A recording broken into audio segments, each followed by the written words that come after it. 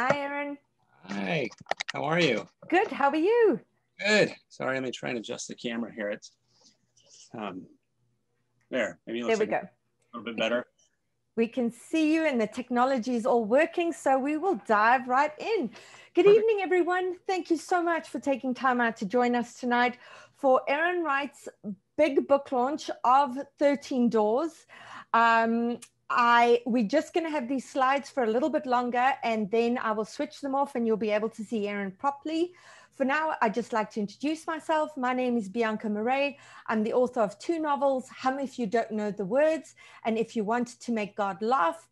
I am a creative writing instructor at the University of Toronto, so I'm a few hours ahead of those of you out in California.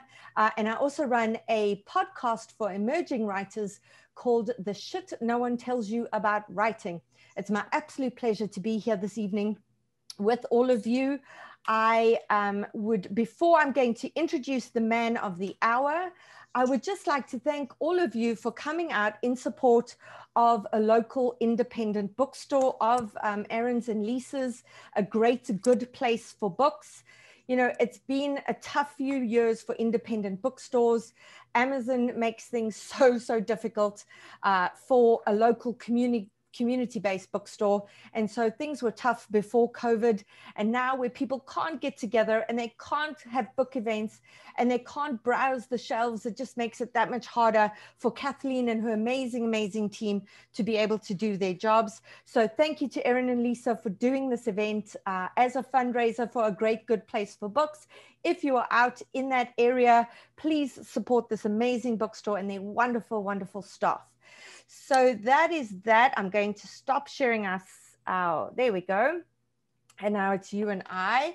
So I am now going to introduce Aaron properly. It's my pleasure to welcome the man of the hour, whose book, 13 Doors, officially launches today. Now, Aaron Wright was raised in the heart of the Central Valley in California. He is the son of 2 educators. His father worked in special education and his mother in early childhood education. Aaron was raised with an awareness of and an appreciation for access issues for marginalized and vulnerable students. When his daughter was diagnosed with autism at an early age and initially denied access to special education, Aaron began a quest to understand and ensure compliance with the state and federal protections afforded disabled students.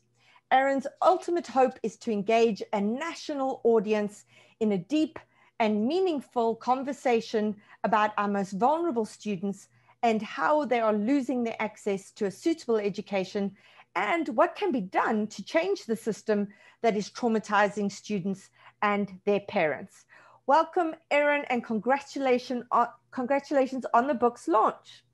Thank you so much. And thank you for that wonderful introduction. I really appreciate it.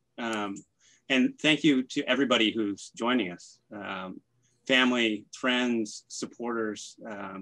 It means a great deal to me. I really felt buoyed by you all during the events that took place in the book, and certainly post-publication have really felt your presence. So I appreciate that very much. Hopefully one day in a post-pandemic world, we'll be able to meet and embrace again, and I can thank you in person. And thank you, Bianca, for having this conversation with me. And yes, please support your local bookstores. They are treasures, and they are something that need to be preserved. Absolutely, yeah. And you know, I'm sorry that, you know, it's not every day that you launch a book and that you can't get to do it in a bookstore surrounded by all the faces of all these wonderful friends and family members who love you and who've supported you. That's really sad, and I'm sorry that that was taken away from you. But how wonderful that we have this technology and that we're all able to get together like this, and it at least gives us an alternative. So for all of you, how this evening is going to be run is I'm going to be interviewing Aaron. I'm going to be having a discussion with him. And then I'm leaving as much time as possible at the end for each of you to either give him words of support or congratulations, or perhaps you have questions that you'd like to ask him. There's multiple ways in which you can do that. If you look at the bottom of your screen, there is a Q&A function. So if you do have a question and you're too shy to ask for your microphone to be activated, you can type it in there. There is a little hand feature at the bottom of your screen. So when we get to the Q&A, you can raise your hand so that I can see it and I will unmute you, and then you can either put yourself on video or not, and you can address your questions to Aaron directly. And really, guys, view this as if it were an intimate gathering at a bookstore. Please don't feel intimidated or anything like that. It's really just a bunch of friends getting together and celebrating one another, which is always wonderful. So for those of you who don't have the book yet, because I mean, it has just come out, I will be careful to not give away spoilers. I'm going to be asking a lot of questions about the book, but they're kind of generalized questions. Just an overview of the novel for those of you who aren't 100% aware of what the book is about. Arthur Russell is an average guy, a married man with one child and one on the way. He and his growing family settle in Davis, California for a life they dreamed of and a top-notch education system. And in this promising life, Arthur comes face to face with a discrimination that tests his limits. 13 Doors is a story of transformation, resilience, a parent's love, and a family's bond. This deeply moving and personal story brings us to the threshold of injustice and brings us through the 13 doors to become a warrior for change. Now, Aaron gets to talk about his activism on a daily basis on his social media platforms. For those of you who follow him on Instagram and across the rest of the platforms, you will see that. And it's not every day that he gets to release a novel. So that's what I'm mainly going to focus on today, the work of fiction that he has written and his process as a writer. If you have questions about his activism, you are welcome to ask him that at the end, when I'm sure he'll be happy to chat about more expansive things than the actual book. And I promise you, I will leave you all time to do that. Right. So Aaron, as a writer, something that always fascinates me is the genesis of a book. It's that moment when the seed burrows itself into our brains and it becomes something more than just a passing thought in like, oh, I should write a book, but something that becomes compelling and that we lie awake at night thinking about, and we start to plan it, and we think about the characters, and we think about who these people are, and we think about what the story is going to be. So could you tell us the story's genesis and its evolution? Because it's been quite a few years from when you thought about the story, the quiet kind of secretive process of writing it. There was an initial launch, and here we are. So if you could take us through all of that. Sure. I really wanted to novelize or put into a creative format what we were dealing with in real life on a daily basis. I like your use of the word sowing those seeds. I really feel like I did sow seeds early on, even if I did not know that I was doing so. It was the writing process for me, at least beginning, was actually very selfish. It was a cathartic process, and it was a bit of a mental health exercise. So my nightstand would be littered with the back of envelopes, scrap pieces of paper, that you would find things in my glove box in my car, ideas that I was writing down to help me process, what we were experiencing. And it took a while. It took probably a year and a half, maybe even 2 years before I realized that I could take what had become a series of vignettes and link them together in a story that the arc made sense, that I could tell kind of this transformational journey of my life as kind of this new, naive, newly married, new parent, and tell the experience so that you could see where you ultimately land in this world of advocacy, because it's not a linear, it's not a straight line. It's often through these experiences that I tried to put into kind of this narrative form. I spent a lot of time early on as a young parent advocating for my daughter, really writing very dry nonfiction, requests and pleas for help. And so this process really was, I don't like to use the word resolution, but it really brought together resolution for two conflicts I was dealing with. One internally, which was kind of this transformative process, and then an external conflict, which was that which we were dealing with from a school and education side. So the marriage of that really was the genesis for writing it, because it helped me convey what we were experiencing in a different way and humanize what we were going through in a way that hopefully would get and kind of recruit folks like yourself, allies that might not be experiencing the world the way we are, but may have had tangential experiences, something similar. They know someone who's gone through a similar experience, or they have no experience with it at all, but they really want to be a supporter and they really want to be an ally.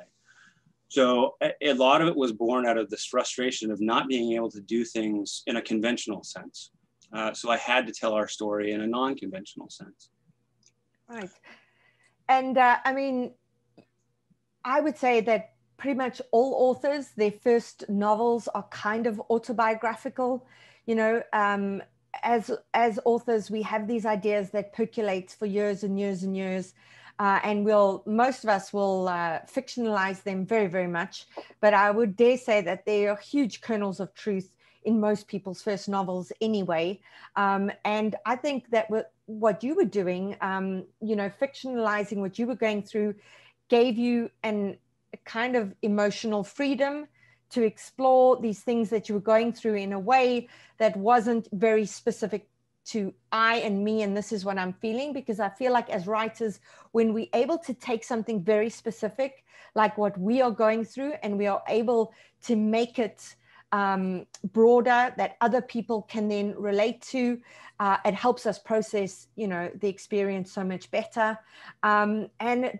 Fictionalizing it just opens things up very, very much. And there were so many amazing elements that you incorporated in this novel. So, there were themes and symbols that you incorporated in some really beautiful writing that I'm going to be quoting from as well. So the book begins with the focus being on Daisy, a black Labrador that the Russells adopt because, they've always wanted a dog and they want their son Charlie to grow up with a dog. And, the Labrador is seen as this kind of quintessential American dog, the family dog. But really soon they notice what they perceive to be behavioral issues with Daisy, talk and take her to the vet for a whole bunch of tests. And once the test results come back, Arthur gets told there's nothing wrong with Daisy. And it's our very first experience of seeing Arthur having to assert himself kind of against an expert or against authority, saying that, well, he respectfully disagrees with that diagnosis. And for me, this is where Arthur's character arc really, really begins. Do you agree with that? Did you see it the same way? I did, and that was it was purposeful, that inclusion. Absolutely. This, to your earlier point, this really for me is a story. It was hard to really put it out there as a memoir. This was more narrative nonfiction, and I did that purposefully because I wanted to take me out of it. I wanted to take my family specifically out of it. And I wanted to make it less about I, the individual, and more about the situation and the circumstances. So if things became de-identified, it would be much easier for people to see themselves in those positions and what would they themselves do, as opposed to really looking at, well, this is what Aaron did. But yes, absolutely, that arc really starts with the dog because that's really kind of the first family experience. I laid out in some structural ways that life, when it's scripted, there is no real conflict. So when you kind of, bumble along, like I did early on, you go through high school, you go to college, you get a job, you start to buy a house, you get married. these normal kind of milestones, there's less friction, right? And there's less societal pushback on what you're doing. But when things occur that are not consistent with what society views as a normal path, you do meet kind of immediate resistance. And so, yes, very much. I mean, we love the dog to death, but she was definitely different than what our expectations were. So it really does kind of set the stage. Daisy's story is very much a parallel to our daughters, but it very much, I was trying to set the stage that this, you will encounter this in other places. And when things repeat, they become more truthful. So if you think about the time when you really had your perspective shift, or you really thought differently about something, you saw it through a different lens, and you saw it kind of in a different way. So when I have Daisy's story really echo and repeat or foreshadow what happens with our daughter, it really should start to kind of resonate and crystallize that when things are different, it's not always an easy path. And you do find yourself that early stage of starting to have to transform into, I don't love the word, but it's always used, but you find yourself having to transform into that advocate role. Right. And so right. she was a very nice primer for that. Right. Yeah. And I'm going to explore like a whole bunch of these parallels. We will discuss them kind of in detail, but like you said, it does force the reader to put themselves in that position, because I'm someone my whole life who's rescued animals, tons of animals, and have never had that kind of behavioral issue. And it does immediately make you say, when we adopt animals, we expect them to fit into our lifestyle. We choose a breed, we choose an animal, that'll fit us. If we joggers, we pick high maintenance, hyperactive dogs. And if we kind of slothful, we pick these lap dogs, Right. I've picked a golden retriever, and that tells you everything you need to know about me. But yeah, when the dog or the situation is different to what we thought it was going to be, that is when we get tested. And our response to that is so incredibly, incredibly important. So for me, in terms of Russell, this was the moment at which, he had to start asserting himself. And when it comes to people like doctors, vets, or whatever, who are in these positions of authority, and we view them as experts in their field. So we do, we believe them when they say certain things, and it's always difficult to say, well, I disagree with your diagnosis, and it's difficult to step forward and to verbalize that and to assert yourself. So that was the first time seeing Russell kind of doing that. And then despite the heavy themes, what I loved is that there are these lovely moments of humor. There's a part where there's this conversation where they speak about how Labradors become service dogs, because they're so easy to train, or whatever the case may be is. And there's this conversation, it goes, "Can you imagine Daisy as a guide dog for the blind?" I mumbled as we drove out of the parking lot onto Main Street. "It would be a total bloodbath," Annie said with a distant smile, and shook her head at the mere thought of the devastation that would ensue. And that comes out throughout the book, these little moments of levity. And I would say that for characters who are going through a really, really difficult time, when there's so much out of their control, humor becomes this kind of coping mechanism, because when there's so little we can control, what we can control is kind of the way that we're seeing it. Is that something that you incorporated on purpose to show that? Mm-hmm. Purposely, absolutely. It was a reflection of what happens for us, obviously in real life, and it's another heaping bowl of foreshadowing for what happens later in the book. But oftentimes that's how you manage stressful circumstances. And certainly for us as a couple, our marriage, our family unit, being able to balance those really difficult moments where you can punctuate them with humor really can be, a life raft for you at times. And that's really, I wanted people to see, again, it's humanizing us, but I really wanted people to see that aspect of our family life, because we are multifaceted creatures, and it is so important that you don't lose sight of really what's important, right? And why you came together as a unit to begin with. But to your earlier question, I do want to add, with reference to Daisy, kind of that shift. One of the things I really wanted to point out too in that shift wasn't necessarily just the engaging those authority figures and questioning people who put themselves in those situations or in those roles. But Daisy was a runner, and I wasn't. So the idea of having to meet somebody where they're at, as opposed to bending them to your will, I think is a really important thread throughout the story. Yeah, that was going to be a subsequent question. I loved that you became a runner, because there's the scene in the beginning where, you know, Russell's walking Daisy, and you know, he realizes that what she needs is to run, and so he starts running with her. And of course, he's exhausted after a short period of time because he is not a runner. And, you know, most people would be like, well, you know, I'm not a runner. This dog needs to learn that. But again, it's that meeting somebody in terms of what they need and giving them what they need, not what, you know, you are set up to do.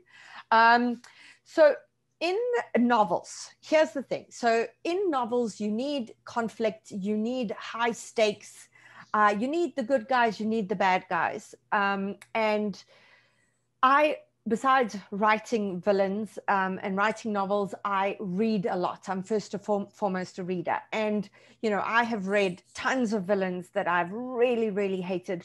But I must be honest, Aaron, when I got to the dog trainers, Gavin and Jackson, I cannot remember when last I hated two characters as much as I viscerally hated these characters. It was just like, it got me in the gut. And just for those of you, to give you some context, you know, the Russells leave Daisy with these trainers for 3 weeks on the vet's recommendation. They're thinking this is something that's good for the dog, that will be good for the dog. And that the dog will be trained in this way while they leave the dog there. And when they come back, she's terrified. She's on a choke chain. And, you know, the Russells say, we came here not because we are incompetent, but because we wanted help. And that was such an oof moment. You know, there's so many sucker punch moments in this book. And that was one of them because, you know, it just showed what a betrayal it really was, because there are so many times in life, it's hard enough to ask for help when we need it. It's hard enough to admit when we desperately need help and to seek that help.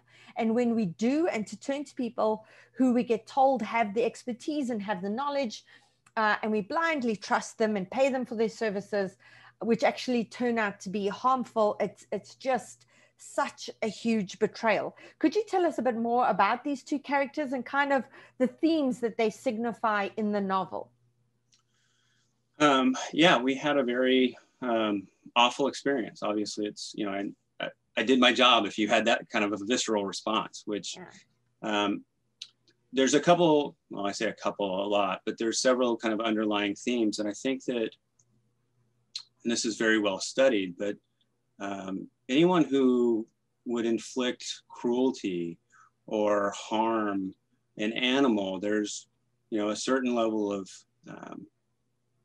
deviance or disturbance there that is not consistent with what we believe as humans. You know, I added a lot of quotes to the book because they kind of spoke to each chapter.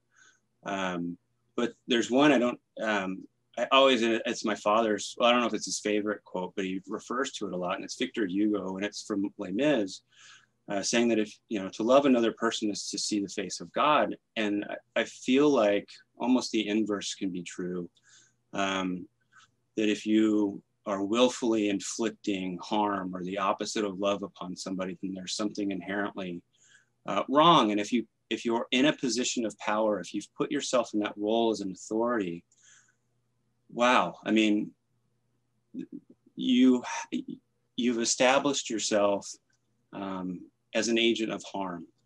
And really, I think that, again, there will be more parallels, obviously, as the story moves forward.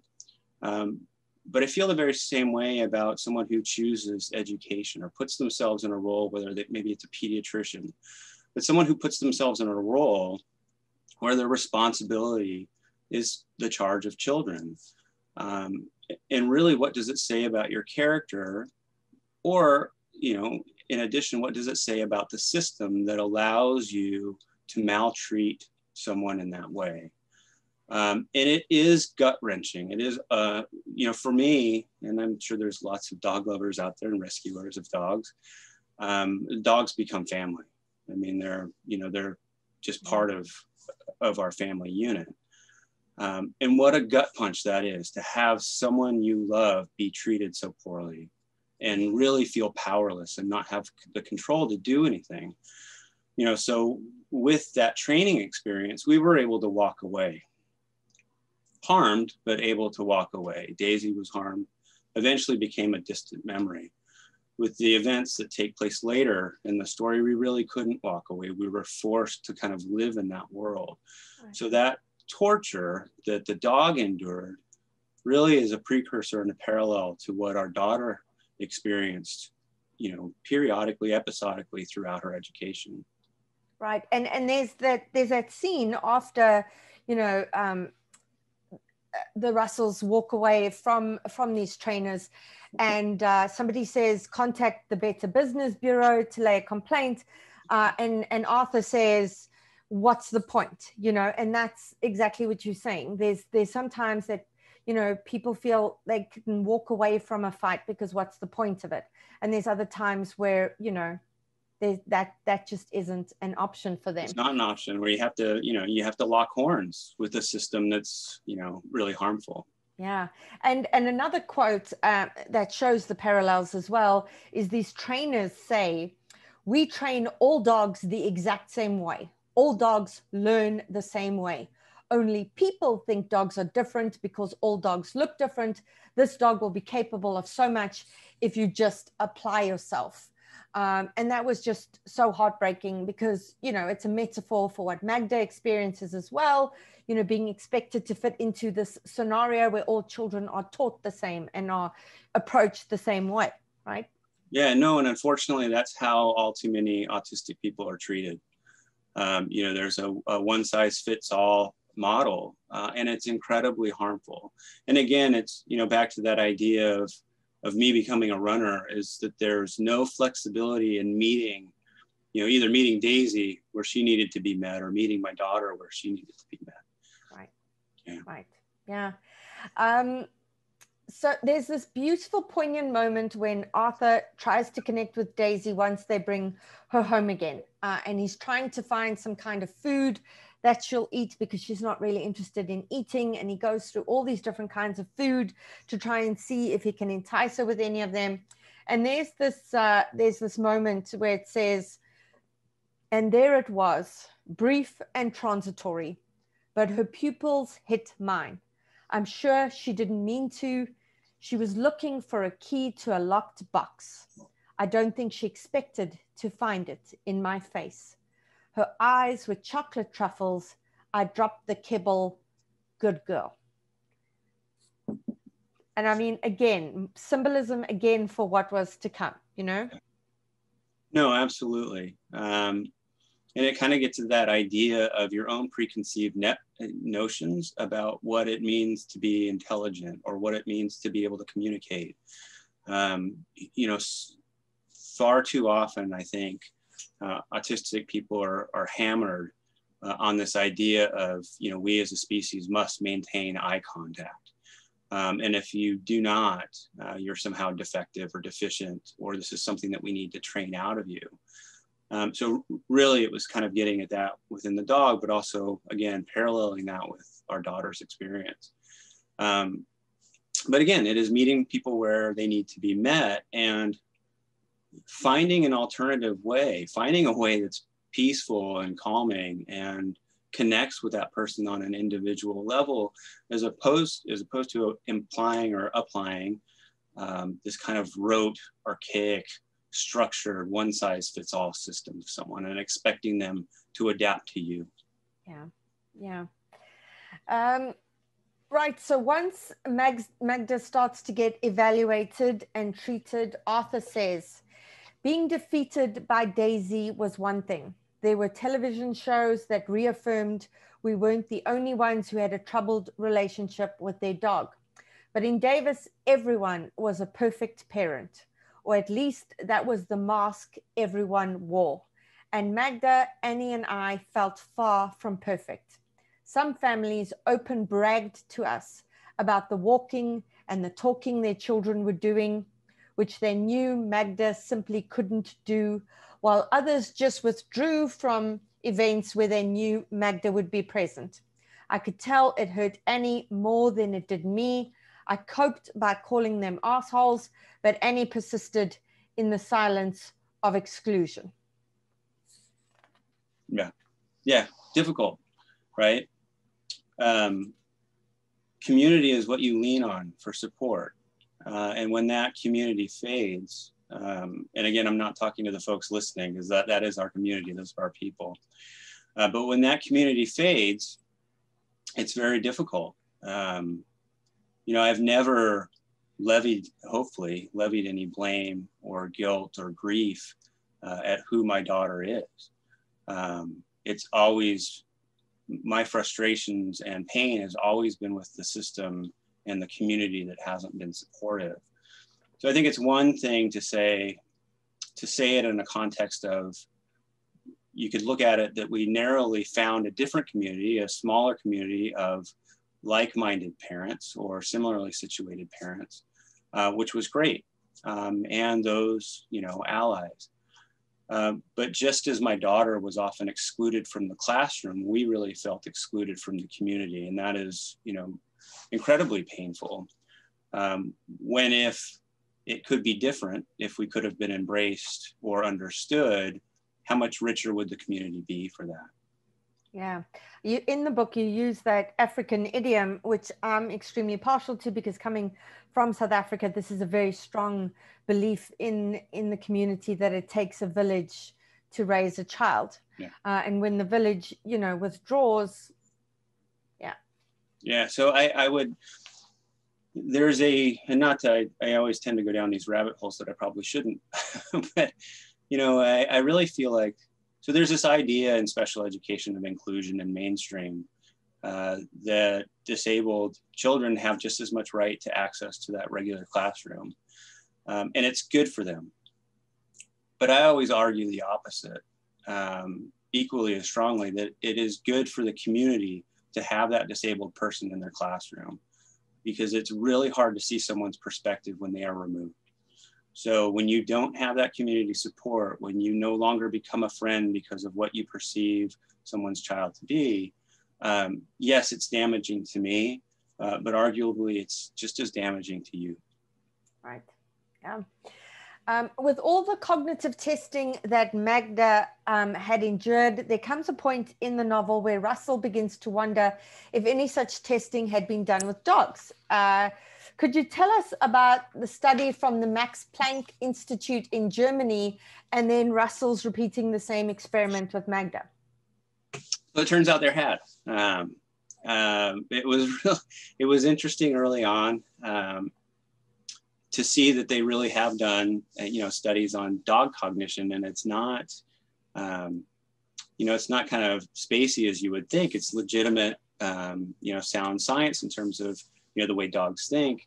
But they've established, relative norms in terms of what would be normal activity or normal behaviors that you would see in a dog. The parallel here is that so much of the cognitive or behavioral or intellectual testing that was done with our daughter is all done based on reference to something that's quote unquote normal. So I wanted to compare my dog to what Max Planck Institute thought would be a normal canine response, and then she failed fantastically at all of these milestones or normal kind of developmental milestones that that quote unquote normal dogs should meet.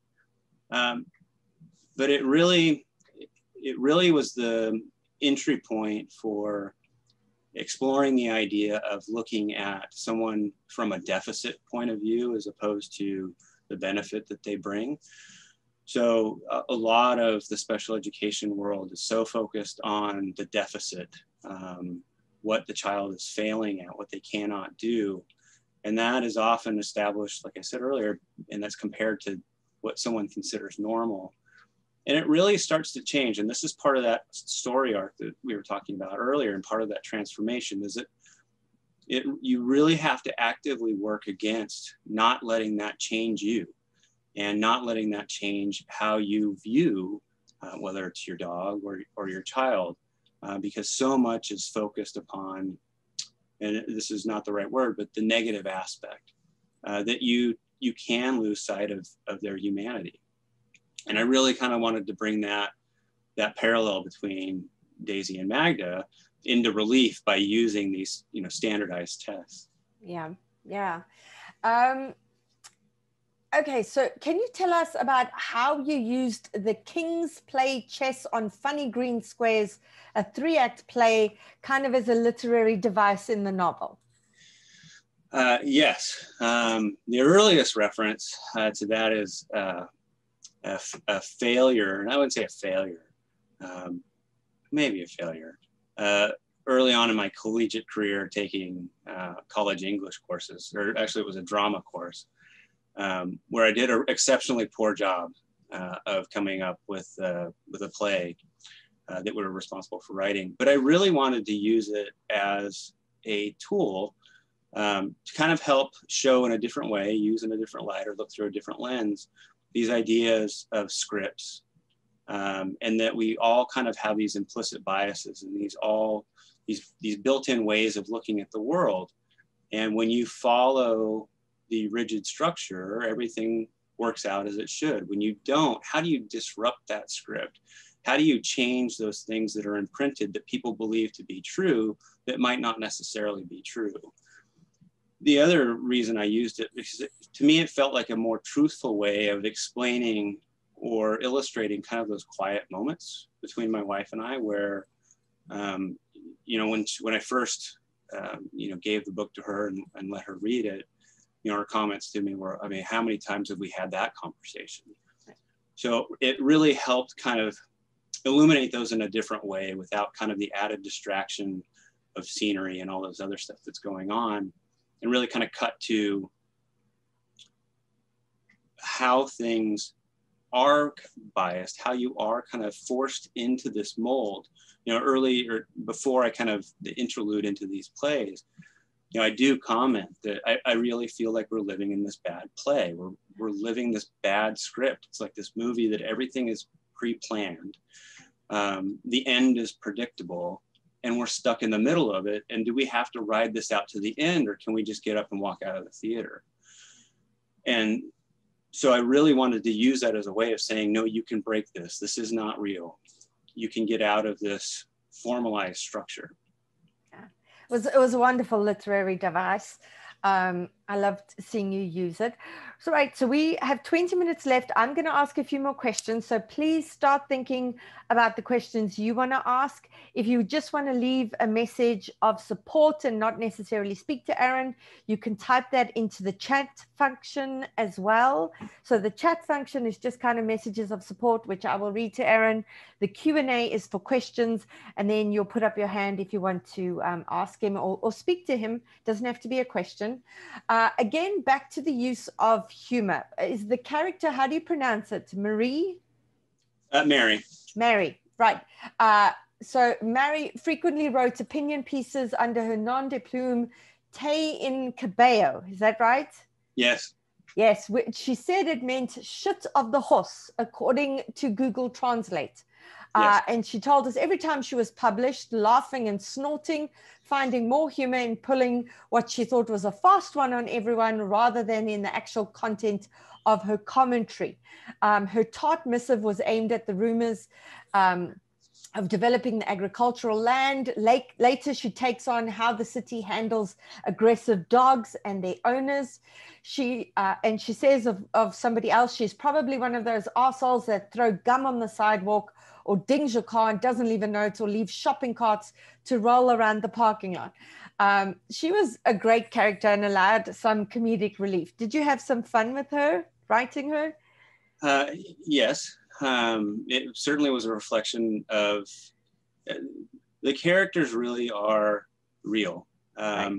I did a lot of disguising to protect the people that have protected us, and really to take it away from being individual, right. Looking at someone specifically. But yes, absolutely. I tried in various aspects to mirror back in circumstances what we needed in that moment. Right. And to your point, we needed levity. We needed someone to check us. Yeah. You know, when you're going through something and you're just in the middle of this, you know, crazy insanity, it's really refreshing to have someone kind of come in as a palate cleanse, and tell you, no, this is crap. Literally. What I loved as well, could you tell us about kind of the symbolism of the pear trees? So Mary tells them that the pear trees are not going to grow and there's no point in planting them, and they go ahead and plant them anyway. Yeah. So a lot of the, I guess, nomenclature, if that's the right word, of the names of everyone in the book, anyone really that's associated with any sort of teaching, is derivative of a variety of apple. And really that is, you think, when you think of education, you know, oftentimes an apple comes to mind, right, as this kind of symbolism of teaching. Well, special education is different. And it's certainly kind of this third wheel, not necessarily thought of as fully integrated. So it's kind of this different level of teaching. Right. And community. So the idea of the pear, the theme of the pear, really was I like yards that are productive. I mean, I like them for their natural beauty, but I do like to have things grow in the yard. I think that's a nice thing. But the idea that something that's true and something that's so needed could not persist in this space, right? The soil is wrong. The climate is wrong. They're prone to fire blight. And as you kind of watch how much energy not only the Russell family, but the neighbor and other people invest in making sure that this tree bears fruit, how fragile it is and how much that requires active effort. And when it's neglected or actively harmed, what ultimately happens to that tree. So for me, that tree kind of represented my arc, where it was planted with hope and promise. And there was the idea that later this would bear fruit and provide shade and be a beautiful thing in the yard.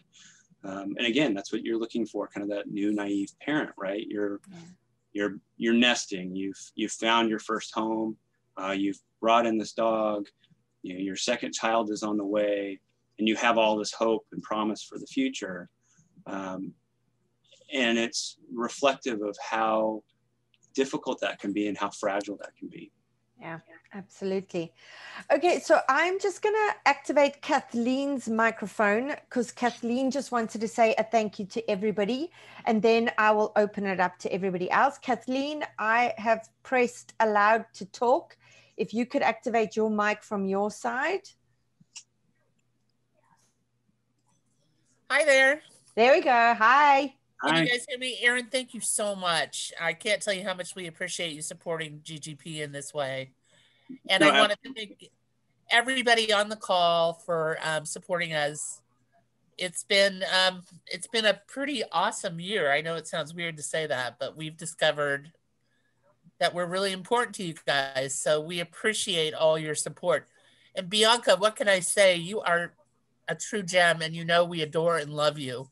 And I adore and love you, and I cannot wait to get on tour again one day and to come back and actually be in the store again with all of you. So it's something to look forward to.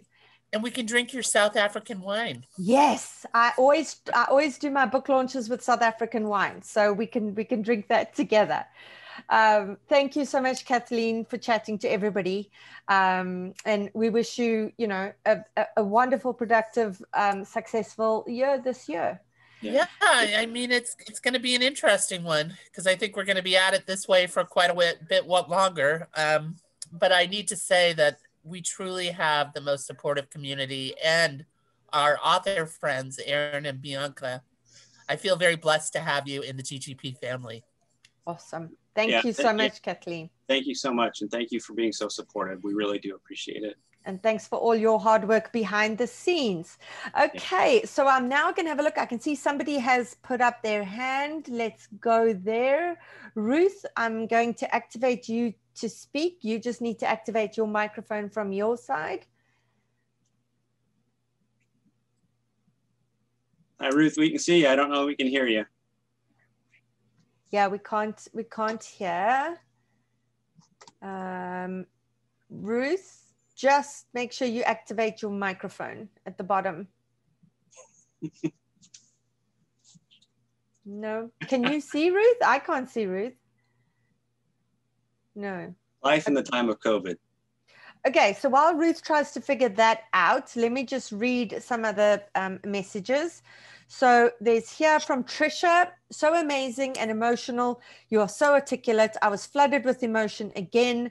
I'm sure it is difficult to share this very personal story, but I truly thank you and your family for putting yourselves out there, especially your daughter. It is such an important story and one that is all too common. Yeah, thank you. Thank you so much. And then from Beth, I'm only a bit more than halfway through, but I absolutely love the double story arc of Daisy and Magda. I stayed up way too late last night reading. Thank you for writing this. It's an important story to tell, and it's riveting as well. Thank you. Thank you. Then congratulations, Aaron. When is book 2 coming out? Well, I have started collecting scraps of paper again. So those seeds are starting to be sown.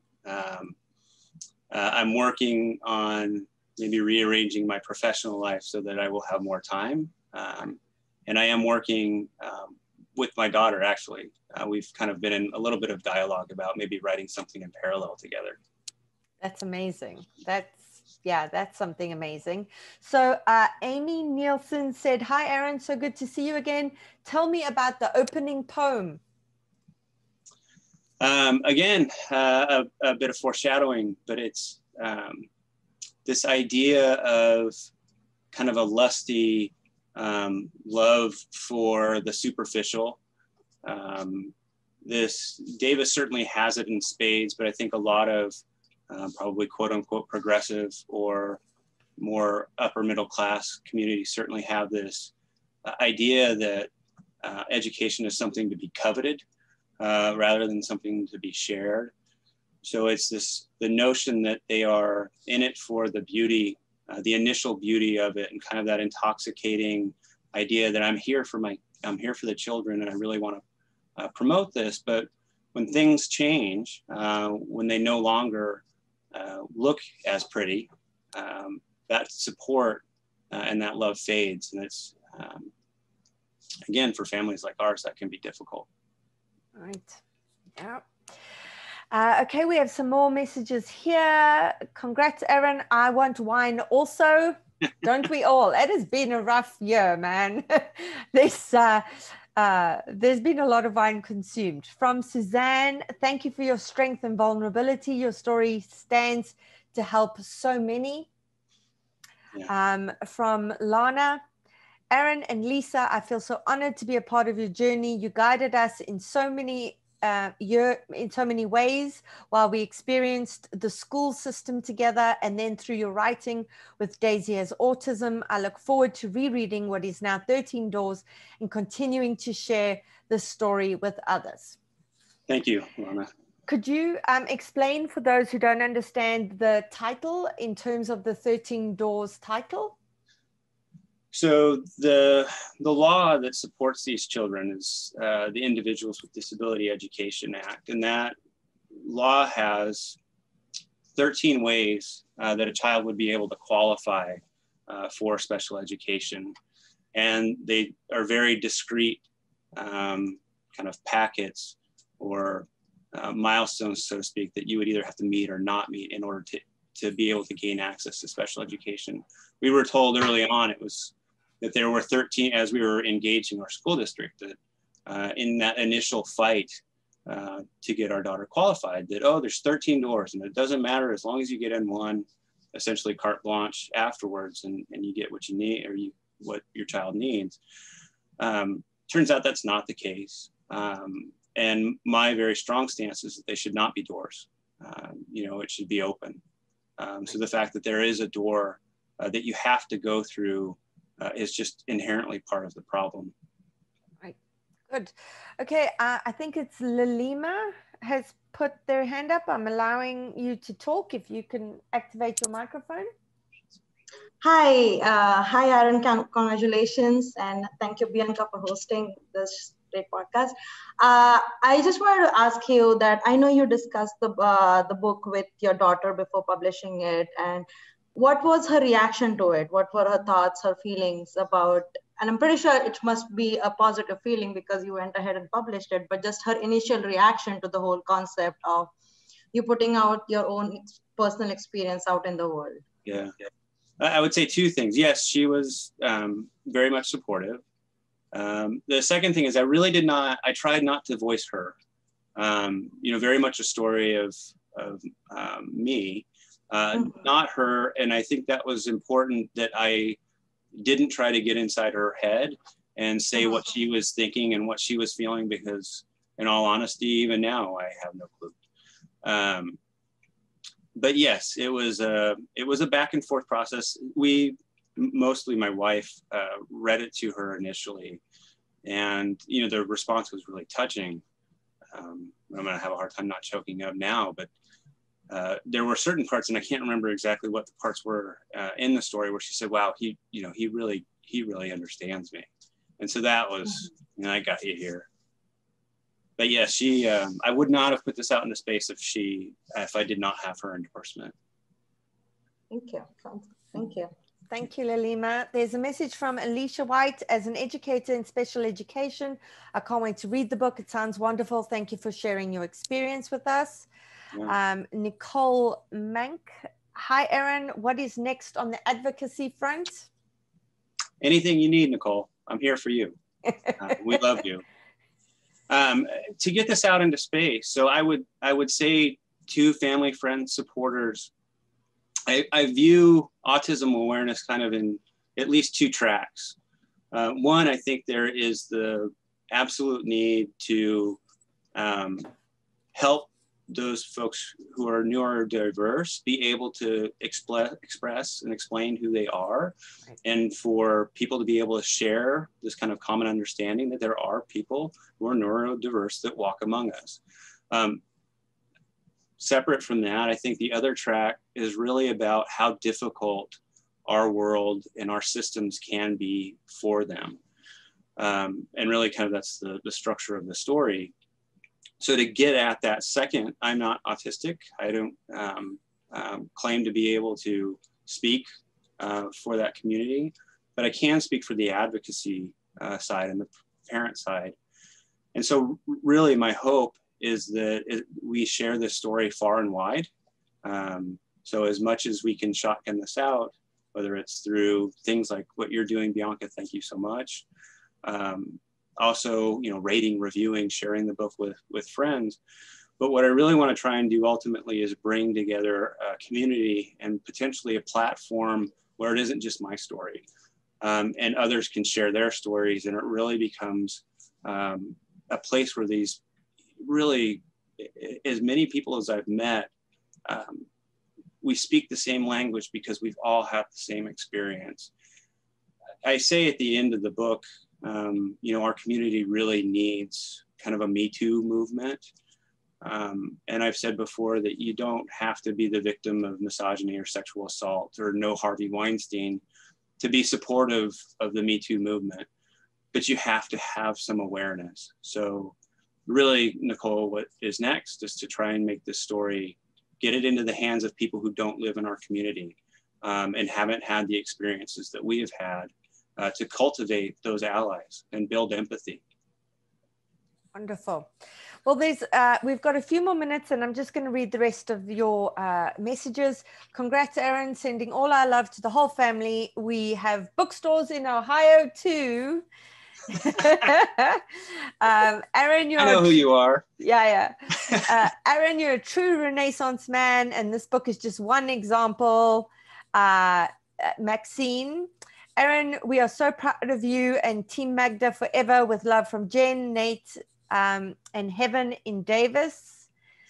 Thank you so much, Aaron and Bianca. Congratulations. I've spent a lot of time volunteering and working in animal shelters and have come across some very challenging dogs, including the one I have adopted, who was on doggy death row as unadoptable. He's a wonderful dog. I also lived in Davis for years and feel bad that people there weren't more supportive. Thank you for writing about Daisy and Magda. Yeah, thank you. And then from Bronwyn, thank you, Aaron and Lisa. This was a pleasure. I have to get ready for my class at 6. Look forward to reading the book again. From Margaret Kavanaugh, congratulations, Aaron, Lisa, and family. Thank you for telling truth to power in this way. We are glad to have you in our lives. From Lindsay, oh no, wait, there was another message I've missed. Well done, Aaron. We cried when reading the book, and we're crying now as you share your story. We send you and the family lots of love. Uncle Steve and Auntie Nancy. From Lindsay, thank you so much, Aaron. We don't know you personally, but you've helped our family in so many ways through your Instagram page. Cannot wait to read the book. Yeah, lovely compliment. And from Laura Kirby, thanks, Aaron. This was a great read for me as a child psychologist. The parent perspective is so critical. Yeah, thank you, Laura. So we've come to the end of our time. Ruth, I'm sorry that we didn't manage to activate your microphone. Janet has said your parents are here in support, not necessary. You're soaring. So grateful. And Kathy has said, thank you so much. There we go. There's Lisa. Sorry, I've been hiding behind the computer the whole time, and I held up a note saying there's no way I'm not coming on at some point. So absolutely. Thank you. And thank you so much, Bianca. And thank you, Kathleen. And thank you to everybody that's on there. And Ruth, I see your face that I'm used to seeing your when your screen's off. So I'm used to looking at that. Yeah, thank you all for your love and support. It really does mean a lot. Well, this has all been recorded, so I will send this out to you so you can send it to everyone who missed it. And then you can read all of your notes on the side in your own time and read them all nicely. Lisa, it's so lovely to see your wonderful face because we chat a lot on social media. It's been a pleasure to be a part of this book launch. It's so wonderful to see this book's evolution and to see it out there. And my big wish for it is that it gains a much bigger readership. Thank you. Thank you so much. Yeah. Well, everybody, enjoy the rest of your evening. Thank you again for joining us. Thank you again for your wonderful support of A Great Good Place for Books.